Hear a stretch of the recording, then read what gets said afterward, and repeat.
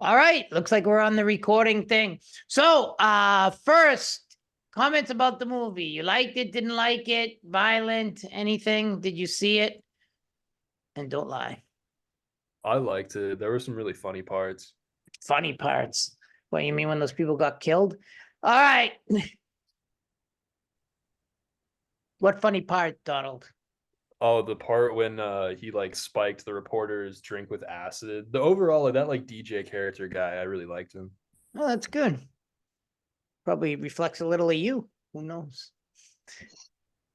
What else? Um, I, Go ahead, Krista. so thank you. So I noticed one part that kind of made me think and reflect on when the United States like gives military aid to countries that may not have the funds to provide themselves with that much weaponry. When they were going through, like I actually had tears coming to my eyes when they were going through with the tanks and all the weapons and they were just killing the people on the horses. And I thought about how often does that happen that like the government may not have a good economy and neither are the people. And so the war wouldn't be as horrible if the United States wasn't giving them weapons. I mean, that was like the difference in weaponry was awful. Right. And that's an awesome point because that's on the exam. Was it a civil war? In my opinion, there are very few civil wars because there are always outside powers influencing it. And, even the United States, when we broke from Great Britain, don't forget the Battle of Saratoga got the French involved to help us. Without the French, would have we beaten the British? Then the UK tried to get in the side of the South, but it didn't work well for the UK. So that's an excellent opening, Krista and both Donald. It kind of reflects a lot of what we spoke about. The same thing is going on right now in Azerbaijan and Armenia, where Turkey is getting involved with drones and other things that has really pushed it to the Azerbaijan side of the war. So, yeah, I mean, this is very, very important to understand is that these kind of outside powers are, fueling to a certain degree war in these smaller countries. Thanks so much for bringing that up. So right there, that's like one question. What else? Anyone else have anything to say before we get into more of a quiz comment or Lance? I am wondering, well, first and foremost, thank you for providing the movie in the first place. I I'm didn't sure, provide it. Maybe some illegal source did for you, but yeah. I'm wondering if what was covered in the movie might be better covered in a documentary, just because the movie itself was a bit brutal, and maybe in some ways like triggering, particularly for like the sexual violence that was shown. Right. And this is one of the problems with this stuff.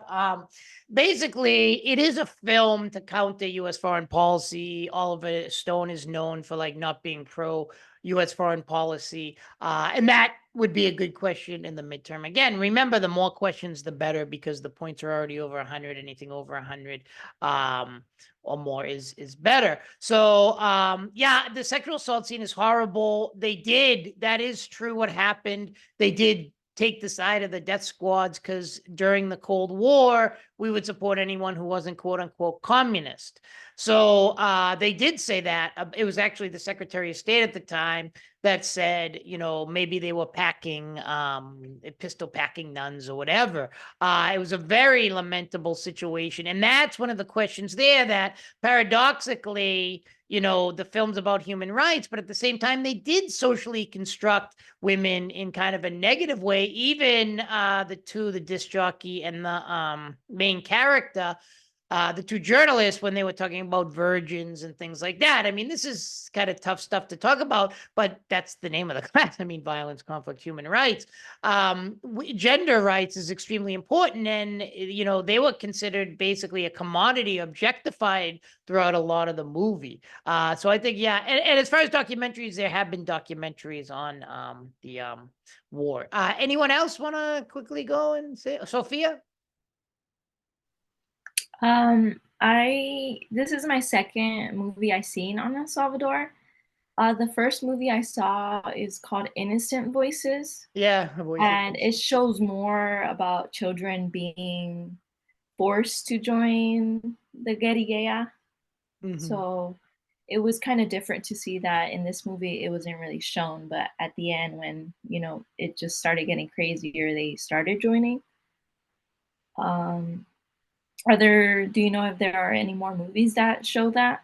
Yeah, there's a few. I'd have to think of them and I can send them out. I did see Voices Inocentes many years ago, so I don't want to act, but I do remember it, the kids kind of having to take side. And that's also a question on the exam that people felt that they had to take side. Many people felt like they had to join the FMLA, that's the guerrilla group, because they essentially had no other choice. And that's like interest convergence, where, you know, even the guy who was the restaurant owner of, you know, and he was totally apolitical, finally kind of stood up against the government. And Archbishop Romero, who was killed in the movie, also took the side against the military when he was quite a conservative archbishop. A lot of people don't know, but you know, what happens is the military started going a little crazy, which we're going to talk about asymmetrical violence.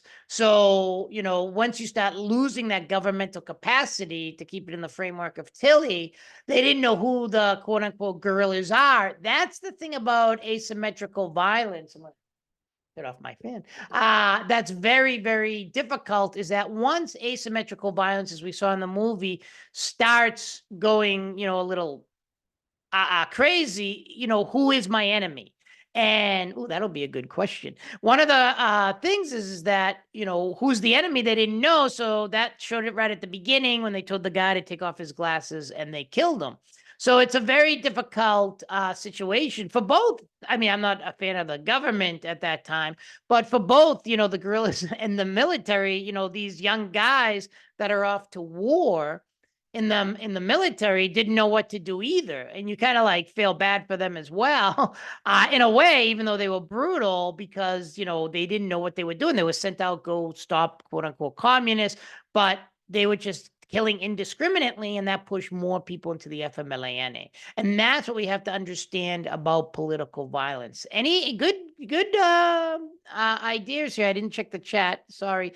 Anything else someone wants to say? I think it was really interesting. Sure. Yeah, brutal war. That's one of the things about yeah, it is a brutal movie. A lot of people noted that, but yeah, challenge the ideas of immigration. That's also another point of this, is that because of a lot of the civil wars in Central America during the 80s, kind of has still fueled immigration to this day. And I think you all making good points in the chat about the immigration issue, where the movie doesn't just stop where the movie stops; it actually continues. And notice Costa Rica is a little more stable because we didn't intervene, and neither did the Soviets. So go ahead, Hope. Sorry, Hop. Hi. Hi. I found one of the quick questions interesting on the discussion board, and it's the last question. It addresses like the long-term effects of the violence, and I thought there was an interesting quote from Boyle in the movie, saying like you'll become just like them. Right.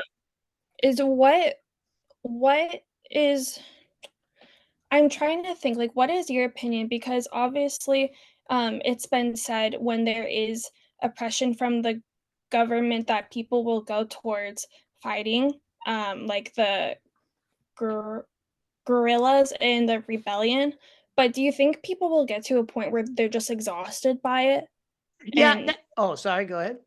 and like they wouldn't know what else to turn to. Like, what does that look like? Yeah, and you know, one of the things that's a great question, and it's also in the quiz. They basically turn to the church. A lot of these people. That's how Archbishop Romero got politicized. So it's a lot like Iran, which will be a question on the exam, where during the brutal regime of the Shah, political expression went towards the mosque, and by the time you had the 1979 revolution, you know, the mosque had a lot of power, and that's why you got a more Islamic fundamental revolution. Remember, during the Iranian Revolution, there were a lot other groups. It's just that they had a lot of power. In Central America, El Salvador, the Catholic Church was prominent, so all these priests and Archbishop Romero got kind of let's say, revolutionized by all the people seeking help there. So a lot got pushed into the Catholic Church for safety, a lot like the military, where he said, like you just astutely pointed out, oh yeah, you're becoming just like they are. I think people have a breaking point. All of ours are probably different, where people just start, okay, I have no choice. I'm going to just start killing people. And then the othering comes up and they say, when they were killing the innocent, well, not innocent soldiers, but the soldiers, which is illegal, who were captured, they started just to kill them. They thought, oh, I have no other choice, etc.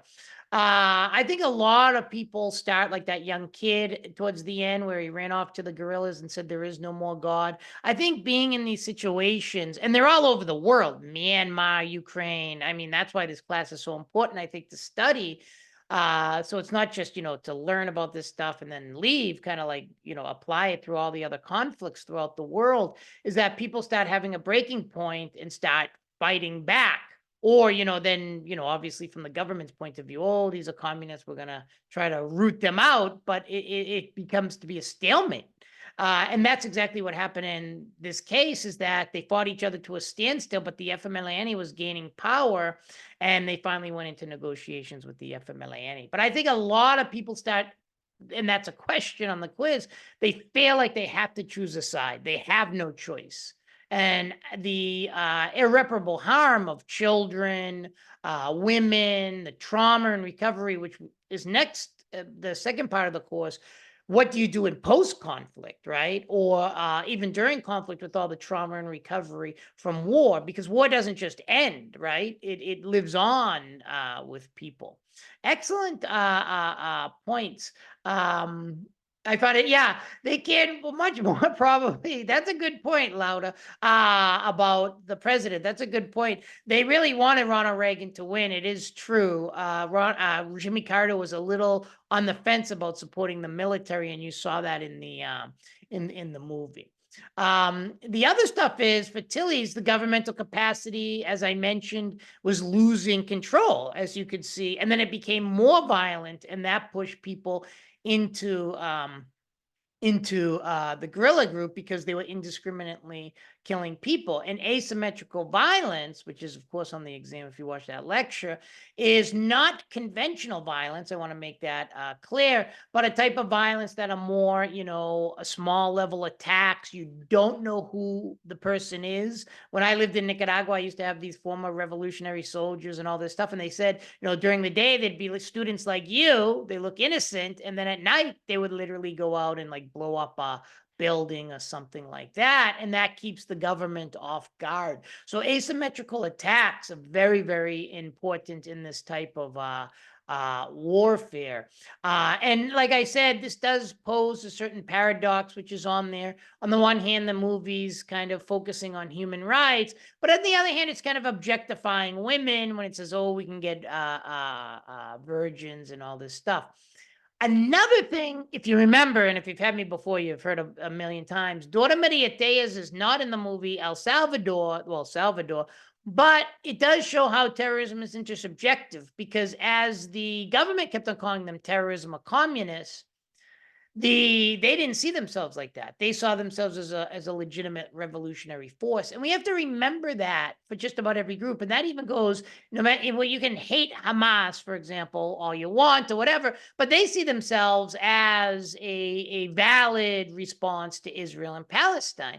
You have to understand how other people feel in wartime, whether you hate someone or not.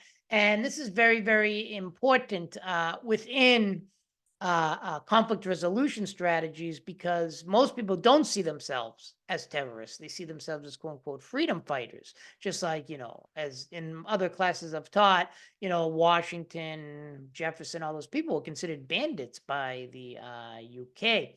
So that's going to be on there. The thing I said about religion will be on there. These hidden unconventional attacks, asymmetrical violence is on there. Interest convergence is on there, and that's very important because, well, does anyone what's interest convergence? Who remembers what these things are? When different groups of society find that they have common ground and want to pursue collective action together.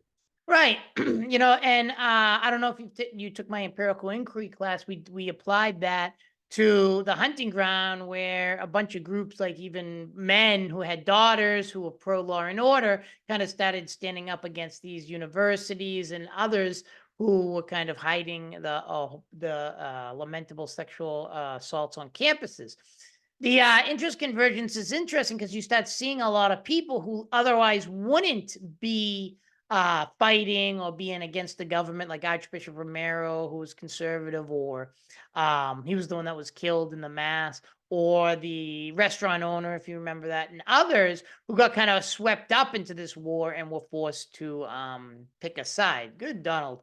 The other thing, before I get more, boundary activation. Remember, boundary activation is here between, you know, the guerrillas and the government, but also, excuse me, boundary activation can be just about anything between two states, within states, a breakup of the former Soviet Union, religion, etc. One of the things I think is interesting about boundary activation is it's just so easy to create the other. And I think that was happening here, where, you know, you automatically became a communist if you didn't support the government. And that's the type of boundary activation. And you saw all of it: opportunity hoarding, you know, political entrepreneurs, etc., which is kind of similar to the Yugoslavian documentary we saw, which was the breakup of the former Yugoslavia, where you also saw, but a little different from the movie, obviously, how the breakup of states can create massive violence, and how Milosevic played a bad political entrepreneur in kind of stroking nationalism, although it was always there within the former Soviet Union. And brawls were in the movie in the sense that those big guys, they weren't apolitical. They were actually fighting for Arena, the political party of the quote unquote government of El Salvador. Any other things about the movie you found interesting? Because I don't want to keep talking, although that's on the movie and on the quiz. Go ahead, Krista.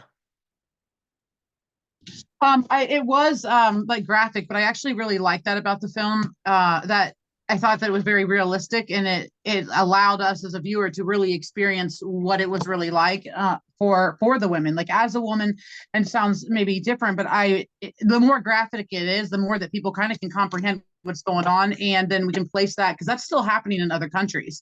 And so it's important to know like how hard that is. And it also, to me, it was reflective of that culture. So I'm a little bit older than a lot of other people probably in my class.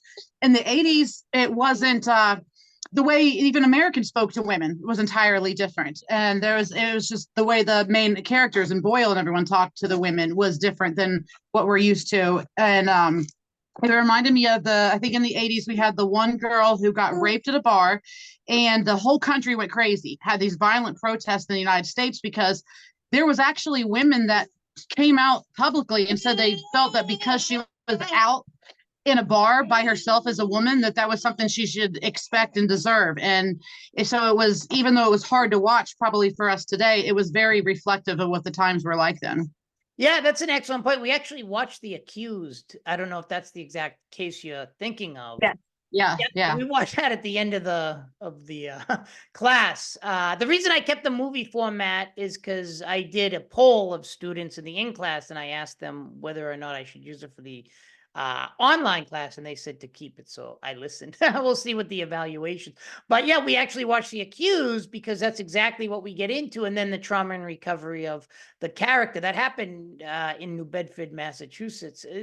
That's a great point. Times has changed significantly, and it is weird how like it was socially acceptable how Boyle and what's his name talked was very a little, you know, kind of an objectification, particularly of women in a developing country, which is, you know, they're very powerless. So I mean, it's great point on that, and that definitely is on the exam. Anything else before I go over a few more questions?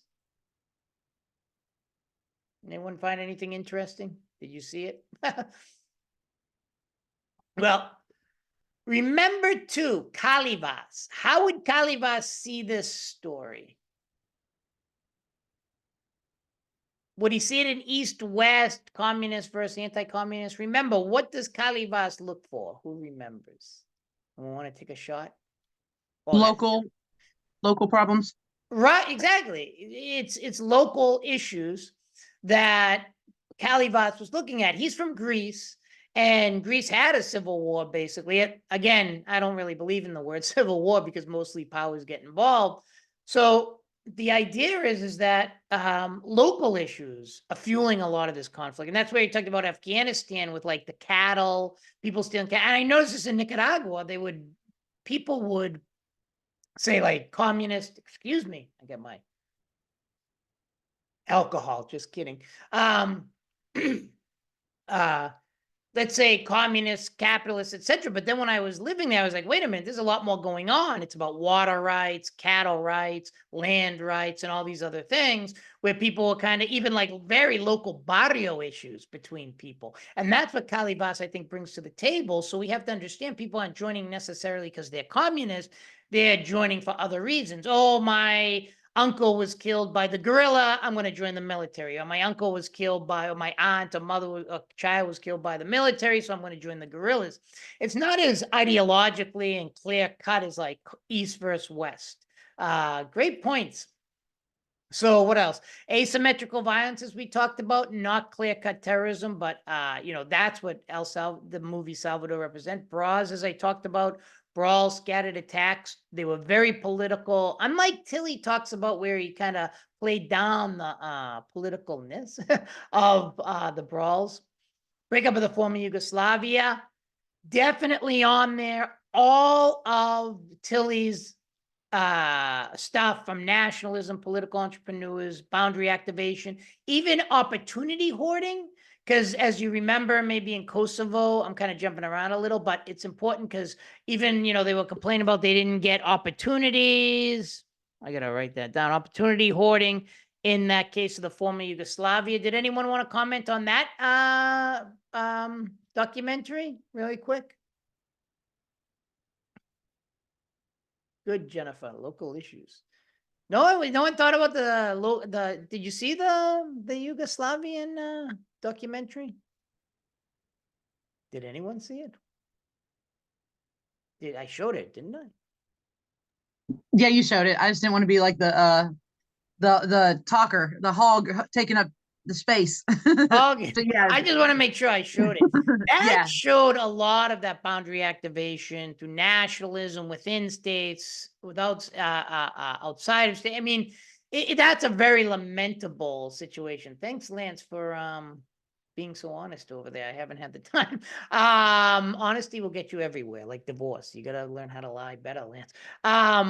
It's very lamentable, these situations, as Krista said and others reverberated. Conflicts all over the world continue right now. Sudan, Ethiopia, Eritrea, and the Tigris, I want to say. I'm sorry for my bad pronunciation. We're going to do something on that in conflict resolution. Myanmar is still going on. We could go on and on. The big crises like the Ukraine and Russia, what's going on in Israel. And I have enjoyed listening to the people who have done the debates already. These are very lamentable crises that are having a lot of the characteristics that you see in the movies. Children getting swept up, women getting swept up in this, as well as the combatants, of course, people taking side, and then a whole othering process. Othering is when we start socially constructing the other as an automatic bad. And we start seeing that in the movie, like, are you a communist? Who are your friends? And then they go in and they shoot the guy.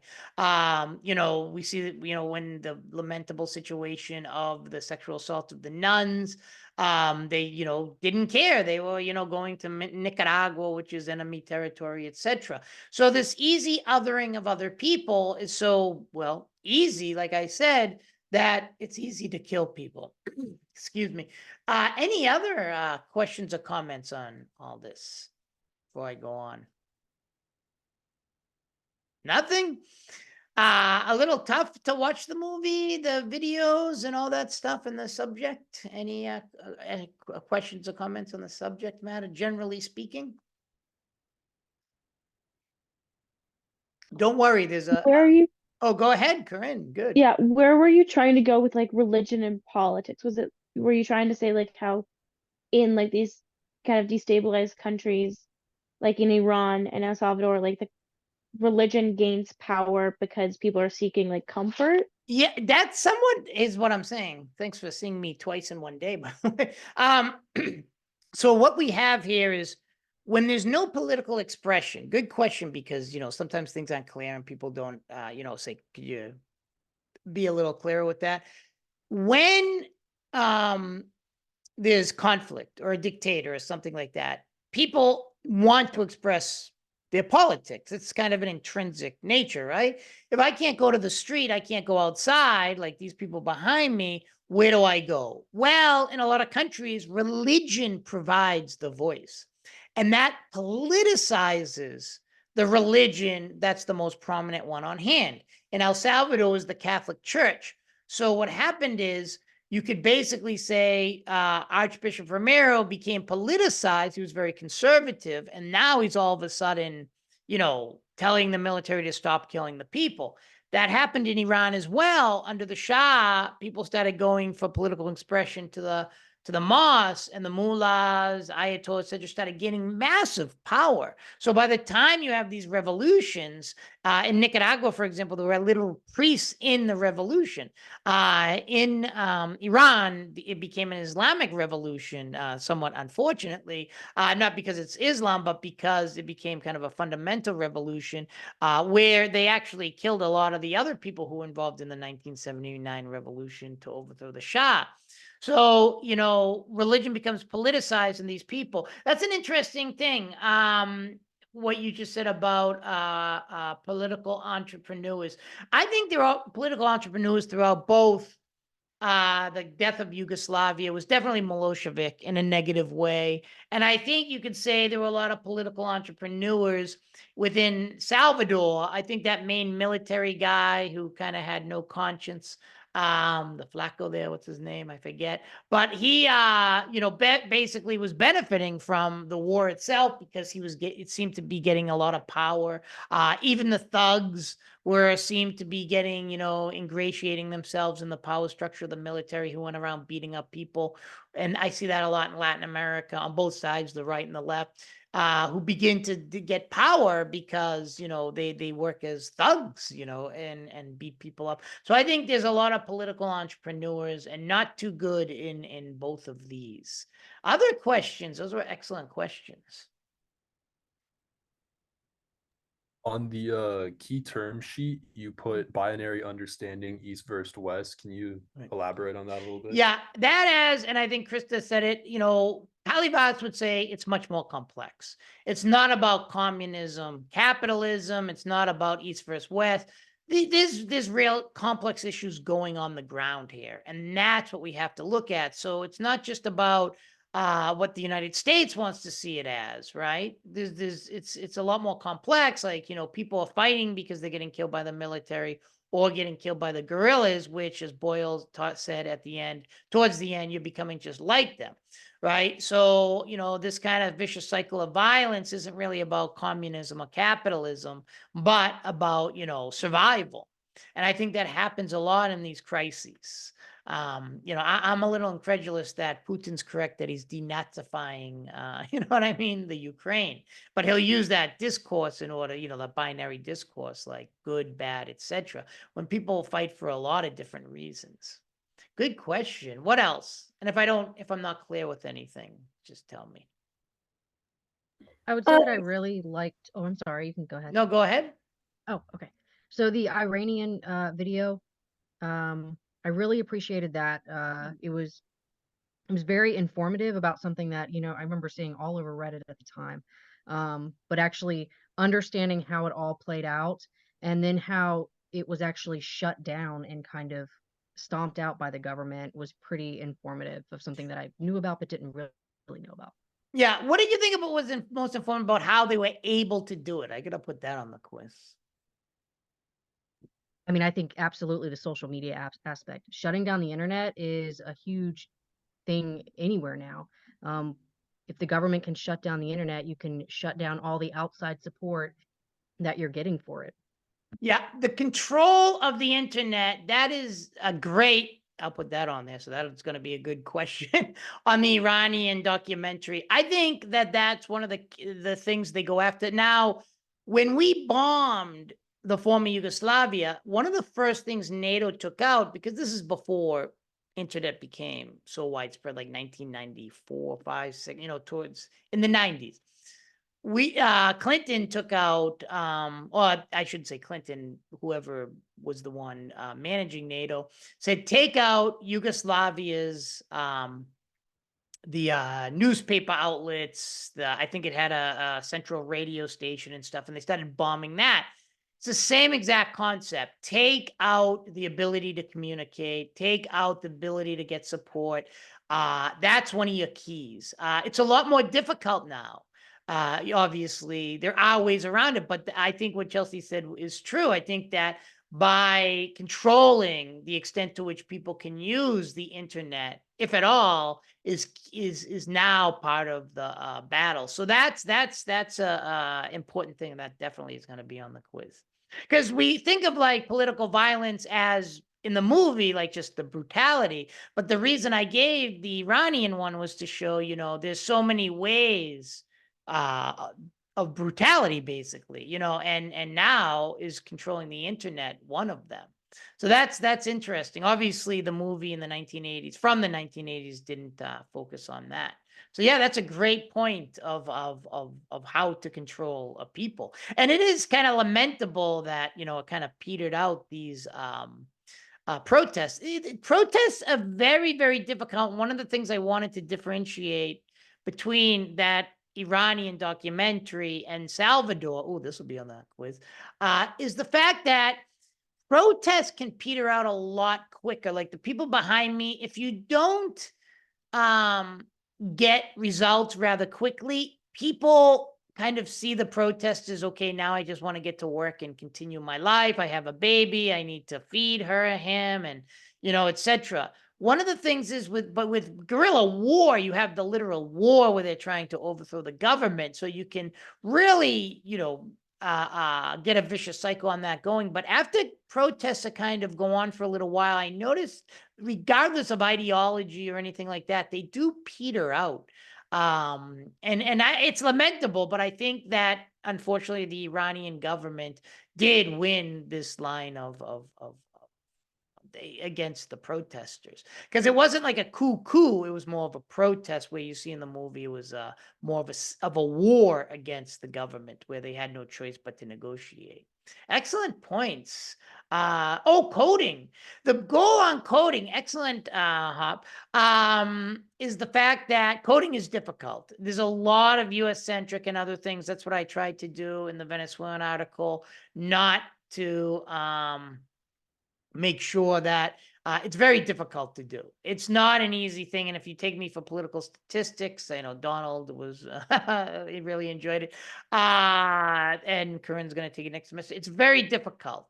And, how do you code for political democracy, political violence, democracy, et cetera, is usually from, a very intersubjective understanding.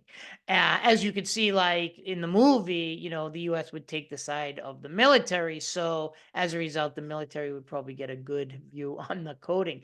As far as US intervention, the point of that, right, is that these civil wars are not completely civil wars.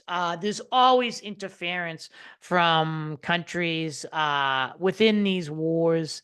And, I'm very encouraged about the idea of civil war. The United States of America, Turkey, other, regional powers, Iran and Yemen, can exacerbate these conflicts, as Krista pointed out with the mass military. But I want to be very sure about U.S. intervention in El Salvador. How did they support this country? Well, we just support them with massive military buildup. They wanted to send troops, but there was a lot of lobbying against it. That's the goal of this movie too. Salvador isn't just a movie, it's somewhat of a quote unquote propaganda film, where it's trying to lobby against support of the Salvadoran military. And it wasn't popular during that time, Ronald Reagan's thing. That's why he was supporting the Contra in Nicaragua. He had to sell weapons to Iran.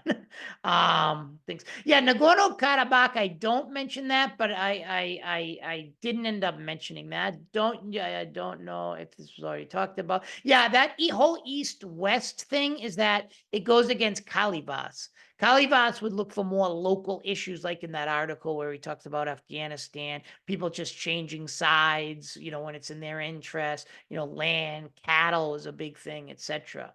I think the movie was accurate, more so than most all of Stone movies. You want to see JFK and stuff like that.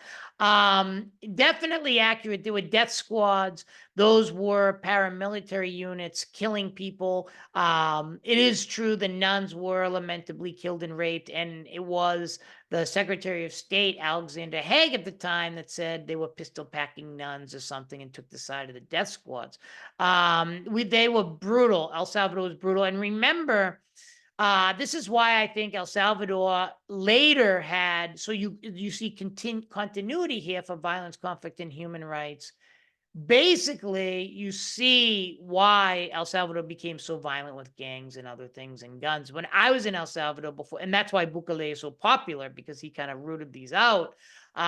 It was very dangerous when I went there in El Salvador. It was after the war and stuff. I'm not that old, but it was very dangerous. I never felt so dangerous. I'm so scared in my life. So these are all excellent questions. So you've got on this quiz probably now a good 20 questions. Because let me just not give you the answers, obviously you got to think, but there was one you forgot. Rational actor. What would a rational actor look for? The maximization of self-interest, utility, etc.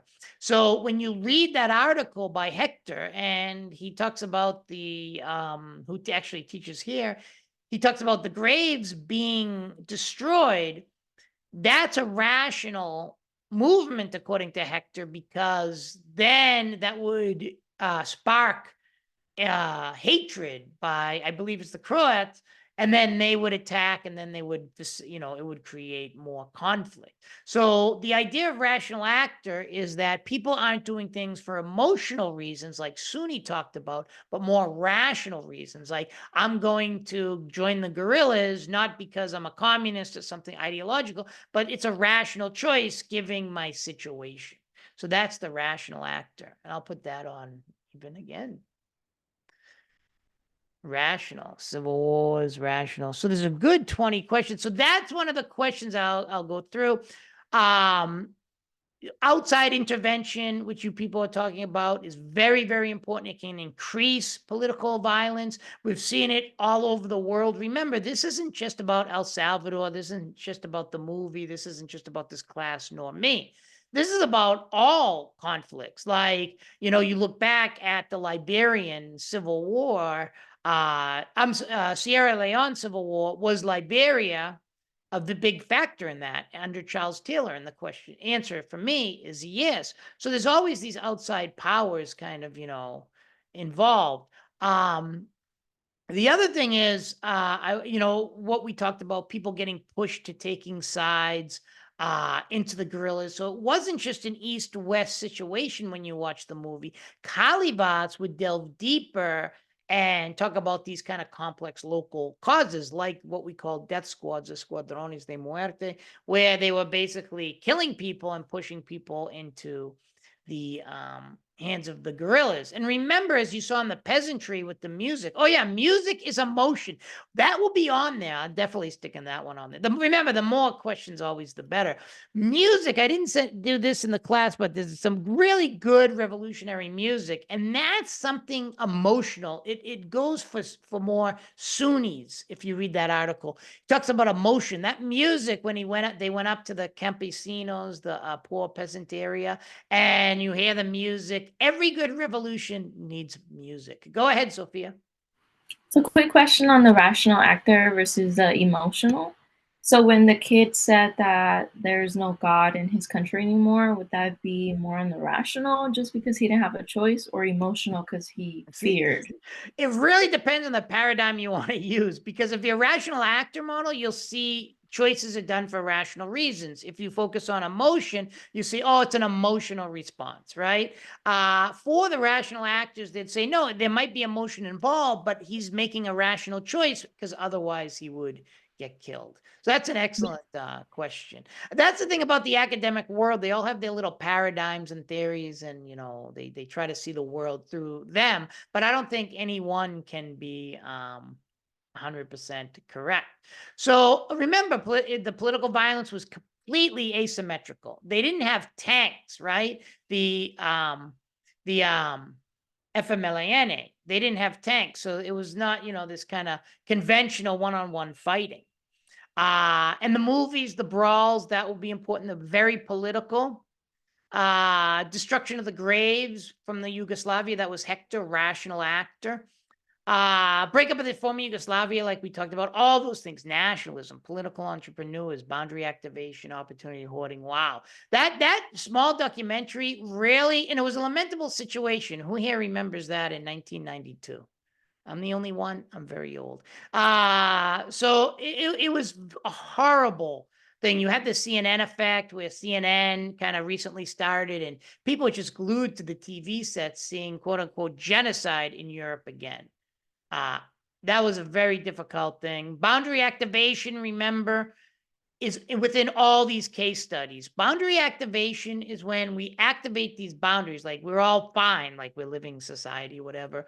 But take the fall of the Soviet Union, as I use as an example, all of a sudden, we're not communist brothers. I'm Azerbaijan, you're Armenian, we're going to fight over this land. And this is kind of boundary activation. It can happen in religion, what's going on in Myanmar, that kind of boundary activation. So many different areas of just activating boundaries between humans and causing them to kill each other. Lamentably, I say lamentable probably. I would say rational actor and emotions do have dual roles.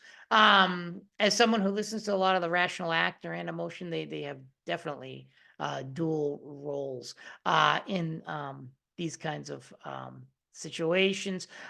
Interest convergence, as I talked about, different people joining the guerrillas for different reasons.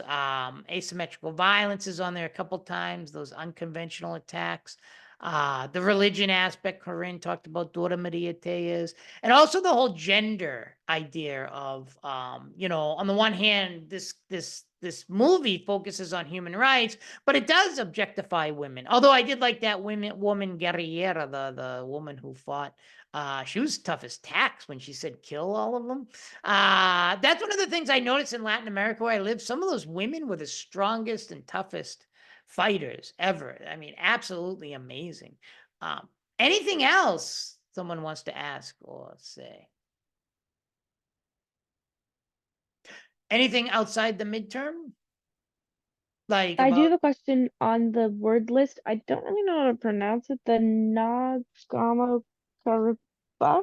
That's a lot of letters. Oh The one no, that's below gender right. Nagorno, Yeah. no, I didn't end up putting Azerbaijan on there. We have a lot already, so I was like, oh, I'm gonna put a lot other things.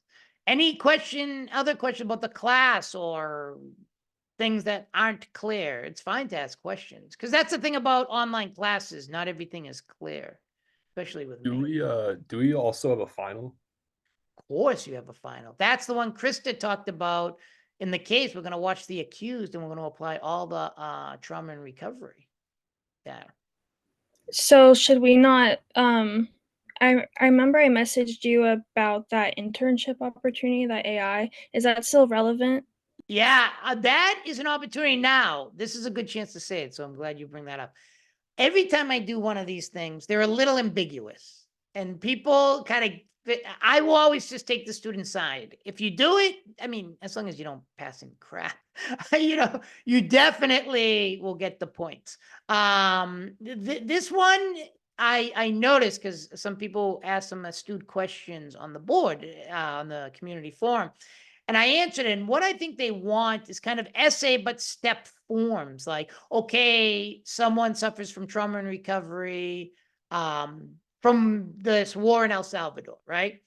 Okay, what is the healing process? Then you kind of do an essay, not maybe a conventional essay, but more of what would they get for, say, recommendations, or what are they failing, or something like that. So more of a description of that. How long it's going to be, I just wrote to her today. Not sure. But what's good about this internship is this is basically focusing on the last half of the class. Conflict resolution, which we're going to be doing, trauma and recovery, healing, etc. And I don't want to talk about like sad things, but like any sexual assault or anything like that. They seemed really interested in trauma and recovery victims. That's what they're trying to help. You know, people, even people who come from, say, toxic relations, child abuse, and things like that. You know, we're going to be learning, if you read the book, Judy Herman, you know, everything from nightmares, all the characteristics, you know, intrusion, dissociation, etc. So that was going to be based on all of the stuff we'll be learning later. And I like the Judy Herman book. People always come up to me after and said, you know, maybe they weren't traumatized in war or something like that, but we all suffered some kind of trauma that kind of freaks us out.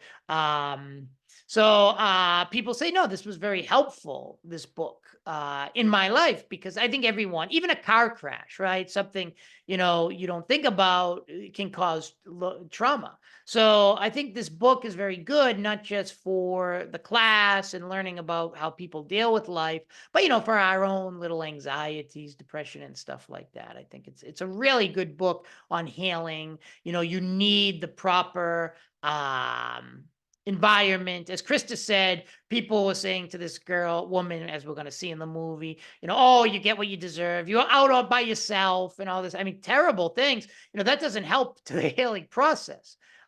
So, you know, can we create a better world where people can heal better by creating better environments? And I think that's what this kind of NGO, or I don't think it's an NGO, I think it is for profit, wants to help create. But they seem to be good people. So, and also you can put this on your resume, and I'm going to show you how to do it as well. So you're not just doing just papers. Yes, terrorism intersubjective in terms of Maria Tayez.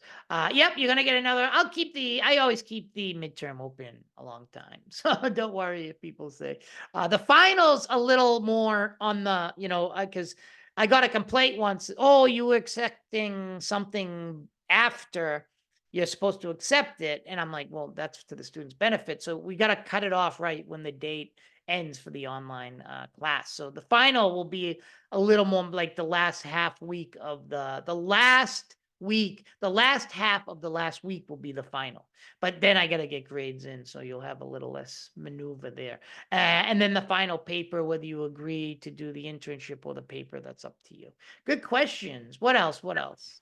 So quick question on the internship again. Is it like a step-by-step on how to recover, You or could do that. It really depends on the person, because if you notice in that long piece of paper, and I was like a little surprised by it too, so don't freak out by it. You can't get it wrong, because they're pretty ambiguous.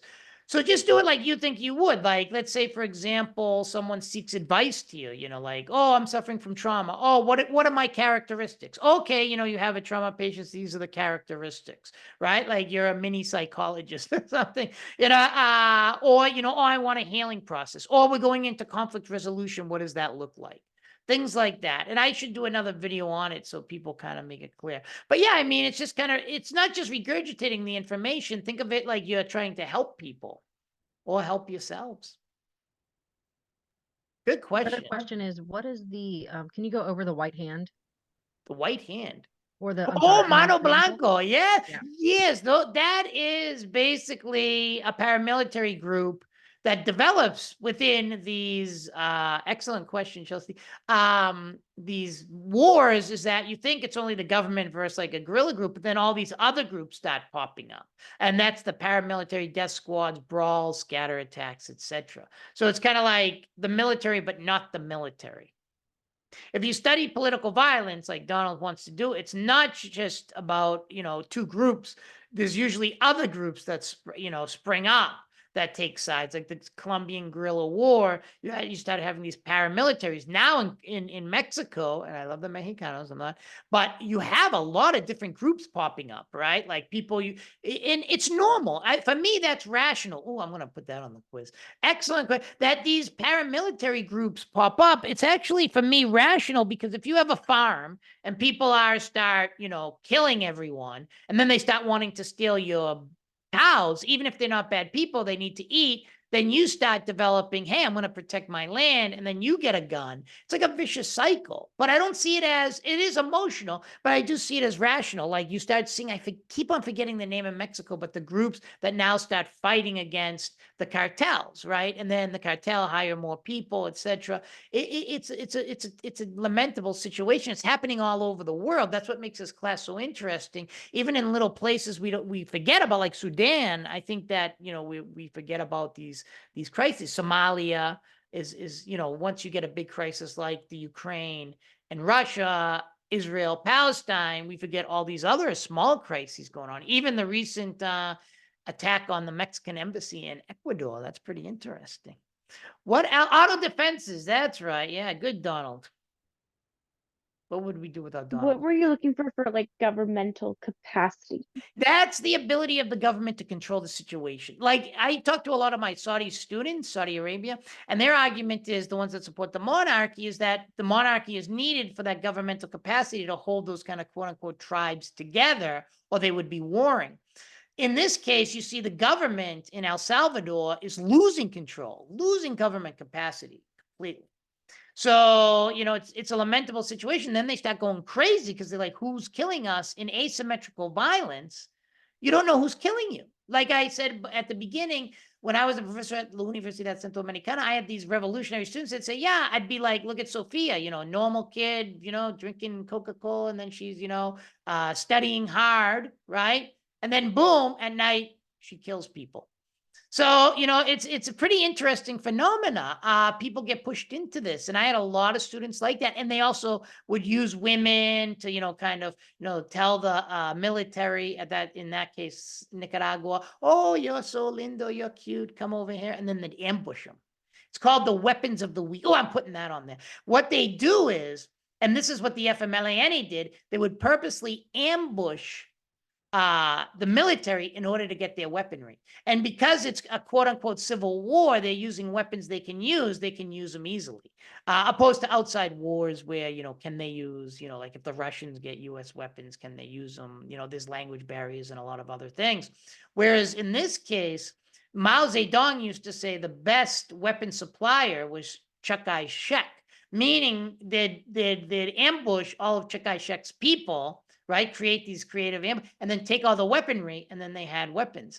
In fact, they had a ton of weapons, the FMLN, from the military, because they would ambush, and they would use women a lot of the times. Oh, just like that video, I'll put that on there, Battle of Algiers, where they're using women, where particularly a society of, Muslim society, they didn't think women were more, they thought women would be more docile, particularly at the time, but they were actually used in order to carry out quote unquote terrorist attacks in asymmetrical way. Ooh, weapons of the weak. That will be that, because it's like, what do the weak do? The weak need to get, they need to fight, but they need other strategies because they don't have big tanks. Like, as Krista said before, the military was supplying, the US was supplying to El Salvador. So they would use ways to get the military's equipment, and then they'd use them against them. So you got to watch out when you start funding a war. That's why Afghanistan, people were like, oh, it's so lightning fast to Taliban. That was planned so they would get the weapons we left on the ground. And people would say, oh, they can't use them. Trust me, they're going to figure out how to use most of those things. So that's one of the goals. Krista, you there? Krista? So I had a question about the governmental capacity. I think it was Iran, if I'm not mistaken, where they were having the protest with wearing the hijab, Would you consider that to be a high or low capacity government? I think it's unfortunate, but I think that the government ended up taking control, and I think it is a high capacity government, even in the rural areas, etc. When you look at Syria, it's tough. How do you measure? This could go on forever, so I don't want to take up too much time. How do you measure governmental capacity? There's different ways. One is regional, like Syria has governmental capacity, but still not in the rural areas completely. So I would consider it a mid governmental capacity. I would say Iran is a high capacity government, which, I mean, I don't like the Iranian government, but I think it can't, it has squelched all the protests regardless of sanctions and everything else. It has survived. And I would say Nicaragua is a very strong, which is pictures I took during protests, very strong high capacity government to squelch those protests. And there's other ways to measure high capacity, like in Salvador, you could see the government was losing control. I mean, I understand in the movie it showed they got the money back from the U.S., which is true, and but I would say that in the end, the government had very little control over the people because they kept on losing battles, and that's why the FMLN almost took over the capital city. But right before they said we're going to negotiate, even though they said we'd never negotiate with these terrorists. Good questions. Anything else? Well, I'm sure you could talk about this for a long time if you're interested. And if you want to talk to me individually or other time, give me a thing about unrelated. Dr. Do you write letters? Yes, I write letters of recommendation if you're a good student. I've written many. Ask Donald. He's going to study. Fourth course. I know your name. I know who you are. You've been with me quite a bit, Jennifer. I wasn't going to say it until you called yourself out. That's another thing. I should do a lecture on getting letters of recommendation. You should take a professor more than once so they can get to know you, have a good record with them. And it's good to be in these. I know a lot of people can't be in these because that's why they take online classes, the Zoom meeting. But, you don't want a generic letter of recommendation. You want something really, really strong. And letters of recommendation are very important to understand because let's say you go to law school, you can't read the letter. I wrote a letter for Donald. He can't really read it. So, if some professors write bad letters or just generic letters like, oh, you are just responsible, which doesn't make, it's like, anyone can say that about anyone. Layla. Okay, I have two questions. What would be an example of a low government capacity?